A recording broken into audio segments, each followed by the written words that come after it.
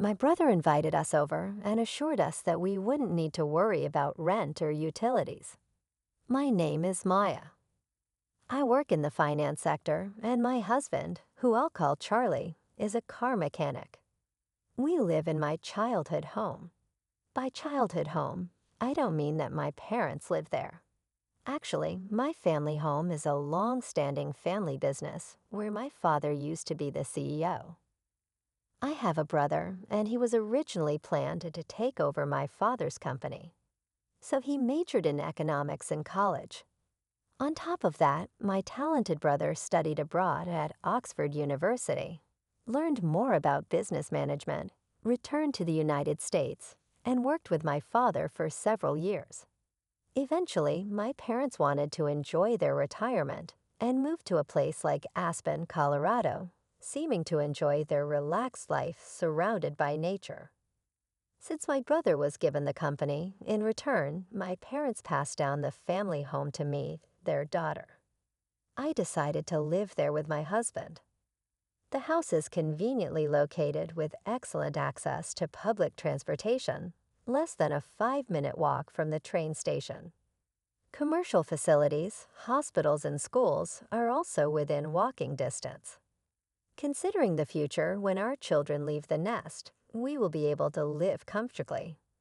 So in that sense, I am grateful that my parents gave me this house. We were planning on expanding our family and living happily, but we never thought that our life would come to a sudden end because of such an incident. After moving into this house, my mother-in-law started to visit frequently. Knowing that my parents ran a business, my mother-in-law often asked about money. Since we got married, she'd ask things like, "Hey Maya, how many assets do your parents have? When your parents pass away, how much will you inherit?" She often talked about these things, and I couldn't help but think that she was rather distasteful. I didn't want to be too blunt, so I replied, I wonder how much." I've never really thought about it, so I don't know. I've already received the house, so I might not get any money. Although I laughed and responded lightly, she said, "That can't be true, can it? Your parents are over 60. You never know what might happen. They must have discussed their assets with you." She seemed so interested in the discussion about assets that at that moment, I was convinced she was counting on my parents' wealth. I already know how much I will receive, but I decided to keep silent, thinking it would be better not to tell my mother-in-law or my husband, who is close to her. However, an unthinkable incident occurred after this. Suddenly, without any notice, my mother-in-law and my brother-in-law's family moved into our house. Around 8:00 a.m. on a holiday, the doorbell rang unexpectedly. When I opened the door, there were movers. Why are the movers here? As I stood surprised and confused, my mother-in-law and my brother-in-law's family arrived and said, "We're going to be living here from today, so please take care of us." When I saw their grinning faces, I got chills down my spine. Just then, my husband woke up. When I asked him to explain the situation, he said nonchalantly, "What's the problem if Mom and the others move into this house? It's so spacious, so you should be able to spare some room." He spoke as if it was only natural to give them some space. I was surprised enough that we were living together, but then my sister-in-law said something even more outrageous. "We were invited by your brother, Maya. Since he called us, we're not going to pay any rent or utilities, so we're counting on you, Maya." About my brother-in-law, he intruded into various rooms without permission and said, "This room has good sunlight, so give it to us. Charlie, move all the stuff in here out to the hallway." I felt dizzy at this exchange. This is my house, but they are opening rooms here and there, trying to use them as their own. My mother-in-law and sister-in-law's family have been lacking common sense for a while, especially my sister-in-law, who had rummaged through my bag without permission before. If things continue like this, they'll take over my room. Enough is enough. This is my house. Why are you acting like you own this place? I've had it. I want everyone to get out. I normally don't lose my cool or raise my voice in anger, but having these people move into the house my parents gave me without permission and treating it like it was theirs was something I could not stand. That's why I lost control of my emotions and shouted at all three of them. But then something unexpected happened. How dare you talk to us like that? You're the one who should get out. The moment those words were spoken, I felt a severe pain in my cheek. Wait, did I get slapped? I realized what had happened a few seconds after being hit. I was stunned. I couldn't believe what had happened, and all that was left was a throbbing pain in my cheek. At that moment, I felt something snap inside me. It goes without saying, I can't live with people who would do something like this. But this house is mine. I don't want them living here like parasites. I packed up my things to leave the house, intending to inform my family about this.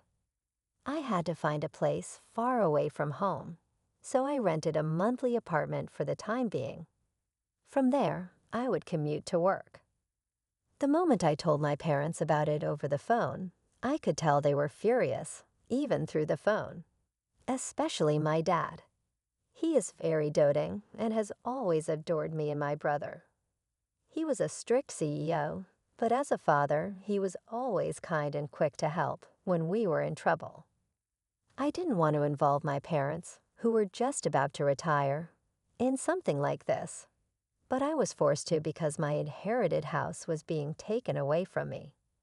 While I was living in the monthly apartment, I was sure my husband and his family were freely using my house. So I decided to do something my brother and father suggested. A few days later, I checked my phone during my break and found dozens of missed calls and messages from my husband. Well, I knew why he was calling.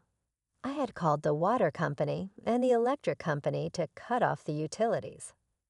Our house is all electric, so nothing works without electricity, and we haven't installed solar panels yet. So there's no way to supply electricity. It's very hot right now, so it must be pretty tough without electricity and water. The calls from my husband were probably to ask me to do something about it. Just as I was about to ignore it, my husband called again, timing it perfectly with my break. Hey, what's going on? There's no electricity and the water isn't working. You stopped the electricity and water, didn't you? I could clearly imagine the panic state my husband was in from his voice over the phone. The house is mine, so now that I'm gone, there's no way I can leave the electricity and water on, right? That's why I had it cut off. If I left the utilities on, I would have to pay the bills even though I'm not living there. I can't accept that, so naturally, I had it cut off, I replied.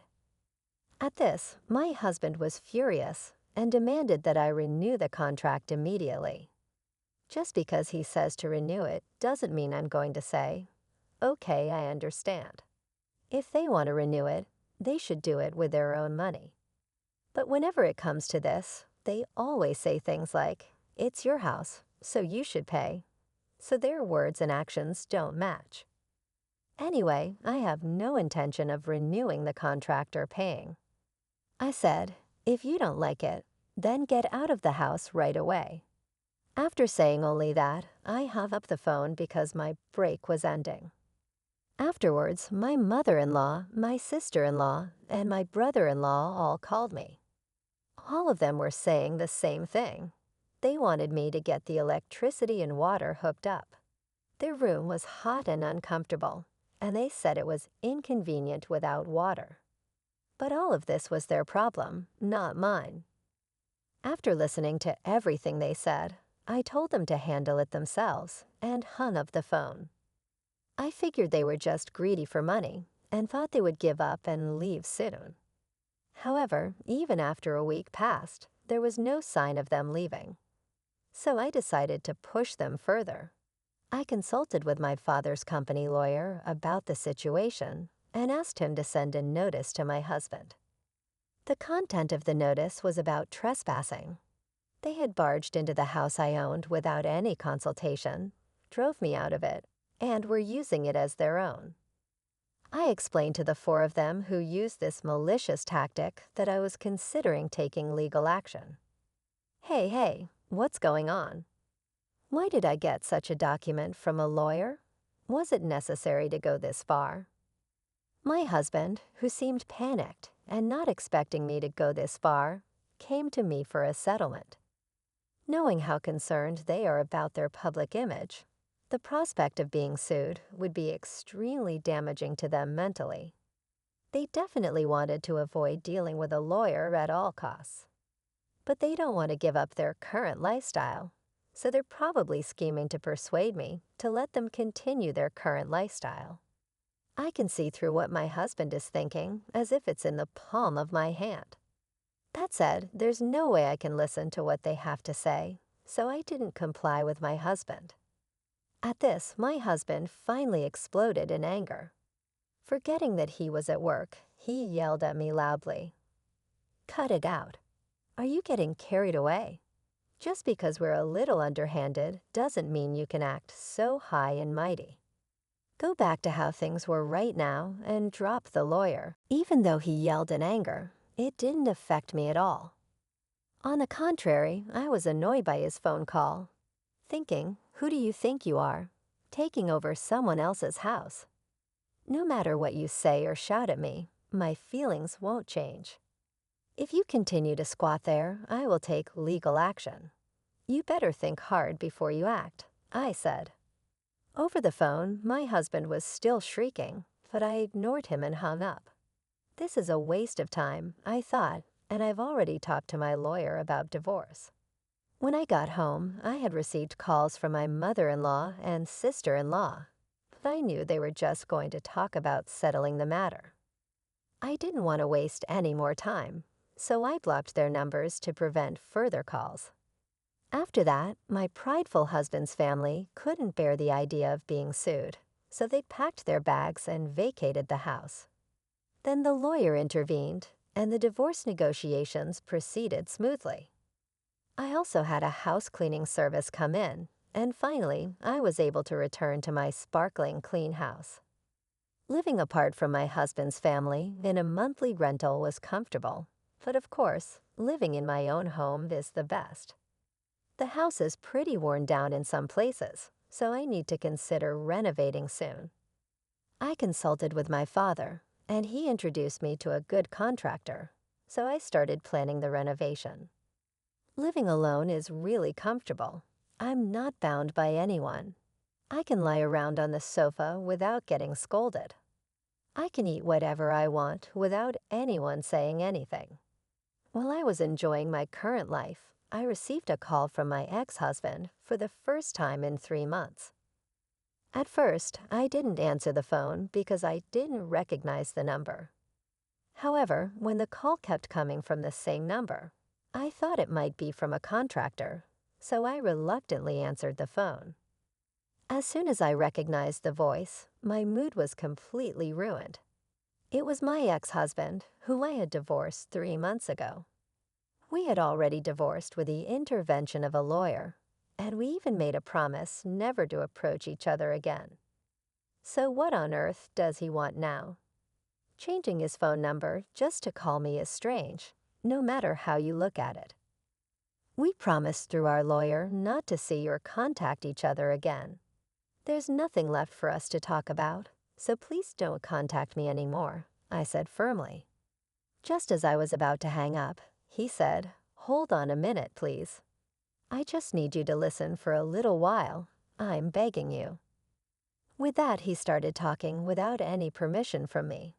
Apparently, my ex-husband's company is facing a serious financial crisis, and it's been decided that his salary will be reduced. My mother-in-law's health is not good, and she is unable to work. My sister-in-law and her husband can't contribute to the living expenses since he isn't working a steady job. My sister-in-law is working multiple part-time jobs, but most of her paycheck is being used to pay off the debt my brother-in-law made. The situation was desperate, as my ex-husband was trying hard to make ends meet. But with his salary getting cut, it will become increasingly difficult to survive. Well, hearing all that, I couldn't think of anything but okay. Is that so? These people intruded into my house without my permission, did whatever they pleased, and then tried to kick me out. It's simply unbelievable. I feel nothing for the people who did such a thing, and I have no sympathy for them. Even if you tell me these things, it doesn't solve anything. It's your family, you should deal with it yourself. There's nothing I can do about it, I said coldly. At my words, my ex-husband started to panic even more. Don't say things like that. We're in serious trouble. We won't even be able to pay the rent for the apartment, and we'll be struggling for food tomorrow. Hey, we used to be a family, right? Please help us, he pleaded, his voice close to crying. But I was not convinced. When I was in trouble, he did nothing to help. Instead, he looked down on me along with my mother-in-law. Just like her, my sister-in-law and brother-in-law have also always looked down on me.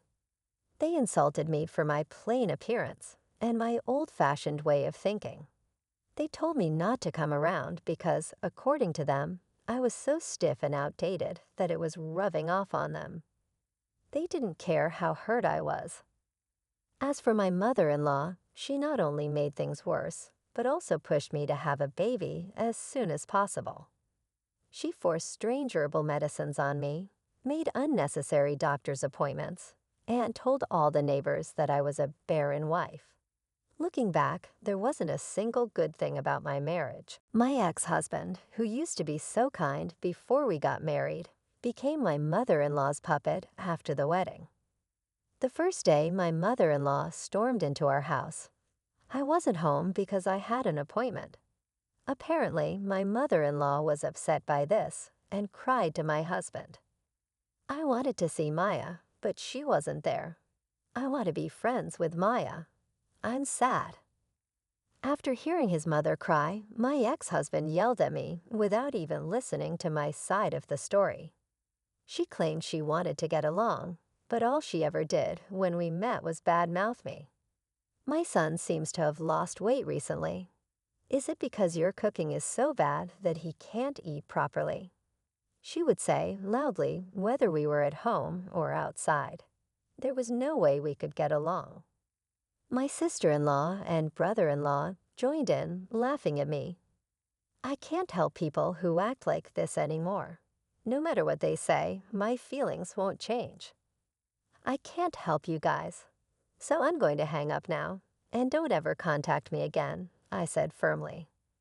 With that, I finally hung up the phone and blocked the new number. Knowing my ex-husband, he might change his number and try to contact me again. So I decided to change my phone number at the store over the weekend. But before I could do that, those four took action. They broke the promise we had made through the lawyer and suddenly came to my house at 11:00 p.m. Open up, let us in and take care of us. We're family, you should help us. They were banging on the door, yelling without any regard for the time. Hey, what's the matter at this hour? Please go back home, it's causing a nuisance to the neighbors. I said. When I went to the door, they seemed ready to barge in, so I decided to talk through the intercom. But the four of them didn't care. They started banging on the door even harder, raising a ruckus. I couldn't believe I was dealing with people this out of control. I was left holding my head in my hands and was seriously considering calling the police when I suddenly heard sirens from outside. It looked like a neighbor had taken the initiative. As soon as they heard the police sirens, the group panicked, thinking I had called the cops, and tried to run away. But by then, a crowd of neighbors had gathered, and escape was not an option. The four of them were escorted to the police station by the responding officers. I was questioned about the incident and explained everything that had happened. After that, word about what my ex-husband and his group had done spread quickly in the neighborhood. It turned out that among the crowd that had gathered was a coworker of my ex-husband. By the next day, the whole office knew what had happened. He was already having a hard time because of a pay cut. But after getting the police involved, the company wasn't going to let it slide. My ex-husband ended up getting fired. He couldn't afford to pay the rent for his apartment anymore. Money issues caused a rift between him and his sister's family, and their group living situation ended. Now Charlie is living in public housing with his mother, working multiple part-time jobs to make ends meet.